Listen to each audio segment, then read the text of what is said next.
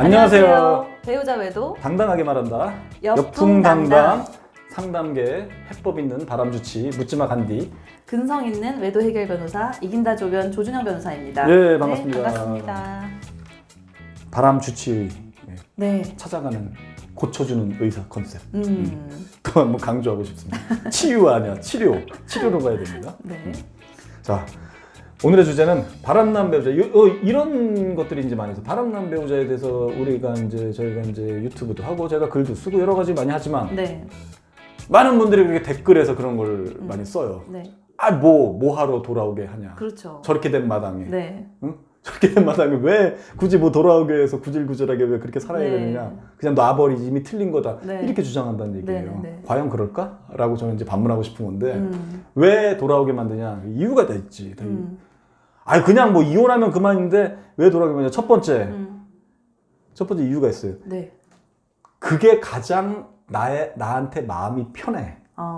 나를 위한 길이에요. 네, 나를 위한 길이에요. 그게 왜 그러냐면 일단은 바람이 나서 그냥 덜컥 놔버린단 말이에요. 네. 놔버렸을 때 그러고 나서 이혼을 해. 네.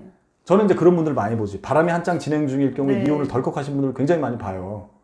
그런 분들 치고 덜컥 이혼하신 분들 치고 일단 실증적으로도 제가 이제 상담을 많이 하니까 덜컥 이혼하신 분들 치고 후회하지 않은 분들이 거의 없었어. 후회 정도가 아니라 네. 굉장히 분노하더라. 네. 뒤늦게 그 분노감은 뒤늦게 밀려온다. 맞아요. 그러니까 내가 마음 편하고 나를 위해서 안 그러는 거는 그런 정신적인 나중에 후유증. 지금은 생각이 들지 않지만 네. 그때 가서 발생할지 모르는 그런 후유증을 네. 미리 방지하기 위해서. 왜냐면 지금 마음의 상태가 정확하다고 볼 수가 없는 거거든. 왜냐면 일단은 그 바람이 난 상태이기 때문에 상대방 바람으로 인해가지고 일단은 내 정신이 온전하지가 않아요. 첫 번째는 내 정신이 온전하지 않아서 오락가락한다고. 그렇죠. 오락가락한 상태이기 때문에 내가 이게 과연 올바른 판단인지. 네. 예, 그게 지금 판단할 수가 없는 거죠. 그 판단할 수 없는 상황의 거지. 소용돌이 안에 있기 때문에 그렇죠. 그건 일단 지나고 나야지 되는 거지. 이성적으로 판단할 수 있고 그렇죠. 저는 그렇게 생각하거든요. 네. 만약에 혼인 생활을 10년 했으면 네. 이 남편이 아무리 속을 썩여도 네. 그 남편을 떠나보내는 데까지 적어도 5년은 걸리지 않아요? 한 반 정도는 걸리지 않아요? 그렇죠, 그 그렇죠. 남편을 내 힘들죠. 마음에서 떠나보내는 데까지. 아니 이제 상대방이랑 어떻게 이혼했냐에 또 달려 있는 거지. 네. 내가 싫어서 이혼하면 바로야. 아이씨 불안하다. 내가 싫어지면. 근데 맞아요. 상대방한테 내가 버림을 당하면 맞아요. 당한 거니까. 근데 이게 이거는. 당한 거로 봐야 된다는 얘기예요. 그렇죠. 그래서 그러는 거지. 당한 거는 5년, 10년 가도 그 후유증이 가시지 않아서 트라우마가 생겨가지고 네. 새 출발하기도 어려워진다고. 맞아요. 새로운 내가 이를테면 새로운 여자를 만나야 되는데 또 새로운 남자를 만나야 되는데 힘들단 말이에요. 네. 그 트라우마 때문에 또 버림받으면 왜냐면 이게 표면상으로는 내가 그냥 상대방 바람 때문에 내가 그냥 질려가지고 내가 원하는 대로 내가 밀어붙여서 이혼한 것처럼 되지만 네. 본질을 들여다보면 내가 당한 거야. 당한 거죠. 그러니까 내가 포기를 그렇죠. 당한 거죠. 그냥. 그러니까 네. 더 좀 직설적으로 표현하면 내가 길려하다가 뒤에서 조폭이 칼을 그냥 쑤신 거야, 내 등을. 이거는 똑같은 상황이에요. 이 상황에서 저항 못 해보고 그냥 피투성이로 나뒹굴어가지고 그냥 죽어가고 있는 게 그냥 덜컥 이혼하는 거다. 그렇죠. 그래서 제가 그런 말을 인용 많이 하잖아요. 네. 많이는 아니고 가끔 하는데 그 여백사 사건, 그 삼국지에서 여백사 사건을 이용한다고 조조가 이런 말을 했다고 내가 세상을 버릴지언정 세상이 나를 버리게 하진 않으리라. 이게 명언이에요. 내가 남편을 버릴지언정 내 남편이 나를 버리게 하진 않으리라. 이런 마인드를 가져야 된단 말이에요. 그렇죠. 근데 지금 상태로 덜컥 이혼한다. 굉장히 큰 후유증을 남길 수 있다. 그 이유는 다시 한번 얘기하지만 내 판단이 정확하지 않을 수 있고 오락가락하는 상태라는 얘기.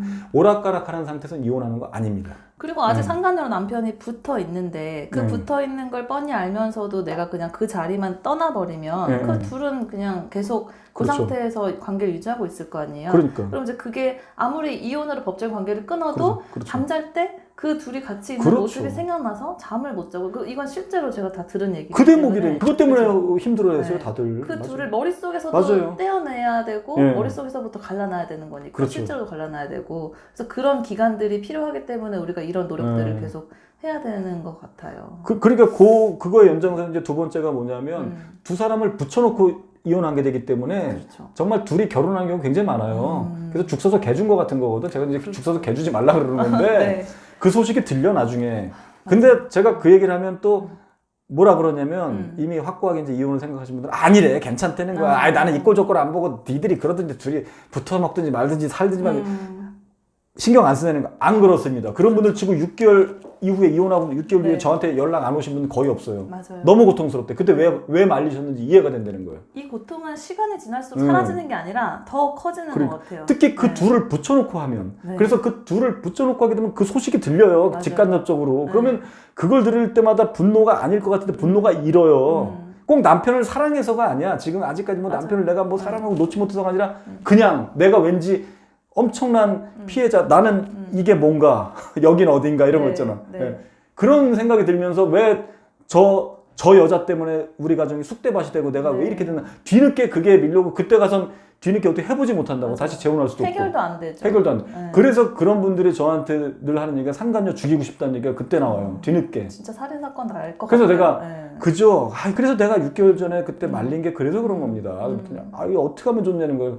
이젠 방법이 없습니다. 이혼하셨기 때문에 그냥 빨리 새 출발 빨리 잊어야 되는데 정분이 안 풀리면 만약에 상간녀 소송을 안 걸었다 그러면 할 수 걸 수 있어요. 있잖아요. 그죠? 이혼하고 나서도 그죠? 이혼 전에 부정행위가 발생했고 그걸로 인해서 이혼했다면 어떤 소멸시효가 지나기 전에는 할 수 있는데 그 그렇죠. 소멸시효는 내가 상간녀랑 그 부정행위 관계를 알게 된 지 3년이에요. 그렇죠. 3년이 지나지 않았으면 아직 할 수는 있는 그렇죠, 거예요. 그렇죠. 네. 그러니까 그리고 남편을 상대로 뭐 위자료 같은 것도 안 하고 하는 경우도 되게 많아요. 그 당시 상황이 너무 괴롭기 때문에 남편한테도 막 재산분할이나 위자료 같은 거 청구 안 하고 맞아요. 그냥 이혼해버린 이혼만 도장만 딱 찍어준 경우 있거든요. 근데 거기 이제 합의서를 썼으면 합의서를 근데 썼으면 재산- 못하지만 못해. 못하지만 뭐 합의서 재산분할이나 위자료 다 포함된 조항을 썼으면 못하지만 안 그런 것도 썼으면. 아예 안 하고 그냥 도장만 찍는 경우 도장 찍고 재산을 그냥 임의로 나눴을 그냥 경우에 뭐 내가 있는 재산을 했으면 위자료 청구가 그쵸, 따로 그쵸. 안 된 거잖아요. 그렇죠. 그럼 그때 남편을 상대로도 위자료 청구도 사후적으로 할 수 있어요. 맞아요. 실제로 지금 하고 있는 케이스들도 많이 있고. 그러면 네. 이런 거죠. 그러니까 근데 이제 이런 경우 못 할 것 같아. 그때 당시 한창 이혼하기 전에 네. 증거가 없었던 거예요. 뭐 정황만 있었던 거야. 뭔가 이상해. 네. 수상한데 무슨 그냥 남편 카드 내역이나 그냥 모텔 찍힌 거 몇 개 있었고 또 이 여자랑 뭐 있는데 뭐 의미 없는 거지. 네. 둘이 그냥 일상 대화하는 거 이런 거 몇 개 네, 있어서 네. 소송이 안 될 정도 증거를 갖고 있는 와중에 네. 이혼하고 나서 증거를 잡은 거예요. 이혼하고 나서 우연히 길을 가다가 둘이 모텔 들어가는 거 본 거야. 그때는 안 되잖아요. 안 되죠. 근데 옛날 정황 증거랑 네. 이렇게 같이 이어붙일 수 없나? 그게 조금 그 어려운데 애매하죠. 되게 비슷한 사건이 있어요. 그 이혼 전에는 약간 정황만 있었고 둘이 막 이메일 주고받는 거, 명확하지 그렇죠. 않은 그 애정 표현 없는 이메일을 주고받았는데 네. 그래서 1심에서 패소를 했어요. 네. 그 증거예요. 부정의 네. 증거가 없어서. 그래서 2심을 진행을 했는데 2심 진행 중에 뭘 알게 됐냐면 그 두 사람이 아기를 가진 거예요. 그러니까 한 몇 달 사이에 아기를 가지게 된 거예요. 그 아기 개월수를 봐야 되겠네. 그 개월수를 봐서 그게 약간 그렇지. 그 기간 이혼 전이면 전에 가능하죠. 성관계를 했는 걸 추정하면 가능하거든요. 그렇죠. 근데 뭐 이혼 아기까지 가졌다는 거를 드러났는데도 네. 계속 부인은 하더라고요. 그러니까 그렇게 즉시에 적시에 대응하지 못하면 그렇죠. 이거를 해결하기가 어렵기 때문에 그 상황에서 이혼을 먼저 생각하지 말고 이 상황을 해결하는 것보다 상관을 해결하는 것보다 그래서 저는 이렇게 조언을 많이 드리지. 이혼 좋다.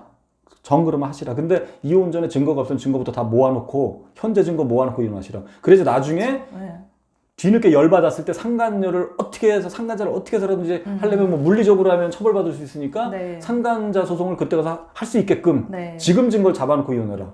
네, 그죠? 그것도 괜찮은 방법이죠? 네네네. 네, 그러면 그때 가서 뭐 소송이라도 하면 뭐 금액이 뭐 한 1,500, 2,500 이 정도 되지만 그래도 그게 어디냐는 얘기가 판결문도 나온 거고 그리고 남편이 명백하게 불륜 저질렀다는 것도 간접 증거가 또 되는 거고. 네. 오케이, 그런 거지. 네. 그리고 제가 볼 때는 이런 심각한 상황을 겪어도 배우자분들이 그 외도한 배우자를 사랑하는 것 같아요. 아직까지 그 사랑의 마음이 미련이라니까. 미련이에요? 사랑이 아니고 사랑 그래, 그런 뭐, 좋은 감정들이 남아 있어서 그 미련이라고. 근데 가슴 아프지만 이제 해결할 방법이 없어 보이니까. 그래서 제가 그래서 오락가락할 때는 하는 게 아니라는 게.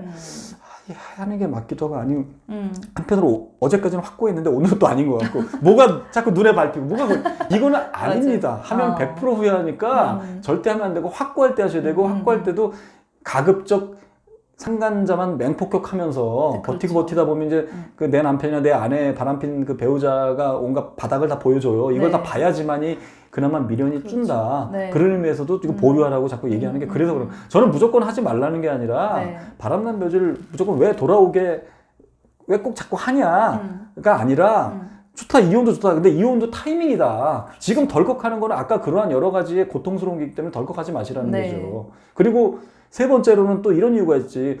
회복될 수도 있어요. 맞아요. 이 회복에 대해서 너무 부정적인, 이 정도까지 된 마당에 어떻게 회복이 되냐 그러는데, 그거는 가봤냐고. 그리고 회복해서 사시는 분들이 있다고. 맞아요. 긴 인생에서 물론 큰 대형 사고지만 한 6개월, 1년 이렇게 한 거는 시간이 지날수록 점점 이게 상처가 흐려지는 거죠. 그렇죠. 상처가 완전히 뭐 치유야 안 되겠죠. 이쪽 네. 피해자 입장에서는 내 배우자의 정말 그 적나라한 것, 게다가 또 성관계진 것까지 다 봤으면 네. 이 트라우마가 큰데 그럼에도 불구하고 사라지더라고. 제가 상담하다 보면 이게 사라지는 거고. 맞아요. 왜 회복될 여지가 있을 수 있냐면 원래부터 사이가 계속 지지고 볶고 이혼하냐 마냐 맨날 이혼하냐 맨날 싸우고 이렇게 되는 경우는 사실 어렵죠. 네. 그러다가 바람난 건. 근데 대부분이 그 정도는 아니었거든. 그냥 맞아요. 잘 살다가 심지어는 남편이 애처가라는 소리까지 들었던 사람이 맞아요. 바람이 나니까 네. 돌변해가지고 이런 경우가 많아요. 오히려 이혼을 쉽게 결정하시는 분들은 그 전에 막 싸웠던 분들이 아니라 너무너무 그러니까, 잘했는데 그러니까. 이런 그 부정 사실을 알게 돼서 배신감이 그러니까. 너무 커서 그렇죠. 그런 분들이 이혼을 확 결정하시거든요.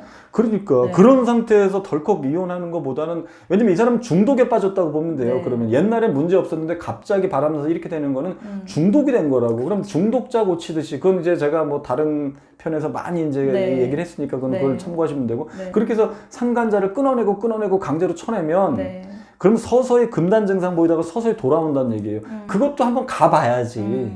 그래도 안 돌아오고 많이 난리부르 치고 막 이러면 끝까지 가면 그건 그때 가서 하더라도 그러면 미련이라는 게 없잖아. 이렇게까지 했는데도 안 되는구나. 네. 사람이 무슨 뭐 시험을 앞두고 열심히 공부해가지고 했는데 안 되면은 좀 포기하기 쉽지만 내가 펑펑 놀다가 안 하면 좀 왠지 좀 아쉽거든. 그런 거잖아. 열심히 했는데도 안 되면은 아, 여기까지인가 보다.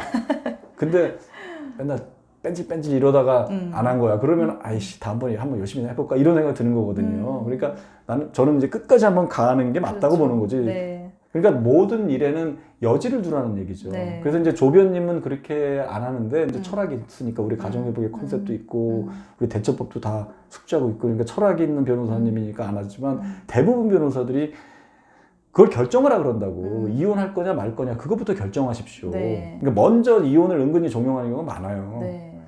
그건 어쩔 수 없죠. 뭐 그 직업의 특성상 이제 소송에 이제 포인트가 돼 있으니까. 네. 근데 이제 조변님은 일단은 그거는 나중에 하고 상간자부터 칩시다라고 하는 건데 이런 매뉴얼에 이제 입각해서 하는 얘기니까. 그러니까 이혼에 대한 사회적 시선이 두려워서 이혼을 하지 말라는 건 아니에요. 그럼요. 그거를 두려워할 필요는 없는 건데 이제 그렇다고 해서 두렵지 않다고 해서 내가 회복될 가능성이 충분히 있는 가정을 먼저 내 그렇죠. 손으로 아무 시도도 하지 않고 덜컥 덜컥 버리진 말라는 거예요. 그래서 모든 일은 저는 여지를 남겨놓는 게 꼭 부부간의 문제뿐만 아니라 네. 모든 건 여지를 남겨놓는 게 굉장히 중요한 것 같아. 인생에 그게 참 지혜인 것 같아. 네.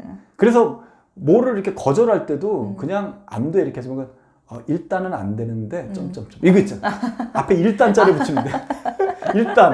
일단 알았어. 않고. 이거야. 근데 상대방이 뭔가를, 근데 저도 이제 보고를 많이 해요. 제가 이제 대표 상담사고 또 대표고 하니까 네. 우리 상담센터에. 그러니까 이제 직원들이 이제 어떤 거지 보고를 해. 근데 아니야. 네. 아이씨, 아닌데 일단은 그래 오케이 해야 될 이런 상황 있잖아. 네, 근데 네, 네. 안 돼 이렇게 하면 그냥 칼이잖아요. 네. 그리고 또 돼 그러면 내가 너무 된 것처럼 하잖아. 여지를 두는 거야. 일단 알았어. 앞에 일단을 붙이십시오. 이게 중요합니다. 이게 중요해요. 네. 그래서 이게 인생은 늘 여지를 두라. 어떻게 될지 모르는 거. 너무 맞아요. 칼같이 끊을 거 있습니까? 맞아요. 왜 칼같이 끊어? 아니 지금 칼같이 끊는 게 꼭 정답은 아닐 수 있어요. 맞아요. 네. 또 시간이 흐르면 또 바뀔 수도 있는 거. 그러니까 일단짜리를 늘 앞에. 그래서 남편이나 바람핀 묘정 뭐라고 막 이렇게 잔소리하고 해서 이렇게 가자 저렇게 하자 뭐 이혼하네 마네 이렇게 얘기하면 일단 알았어. 알았어 그러면 무조건 확 바꾸면 일단 알았어. 일단 알았으면 해석의 여지가 많어. 네. 일단 네 얘기는 일단 알아들었어. 이런 얘기를. 되게 좋은 표현. 그거에 대해서 꼭 오케이 한 건 아니거든. 그래서 제가 이제 조변님이랑도 커뮤니케이션 많이 하지만 네. 일단 알았어. 알았어. 이거 많이 일단 하잖아.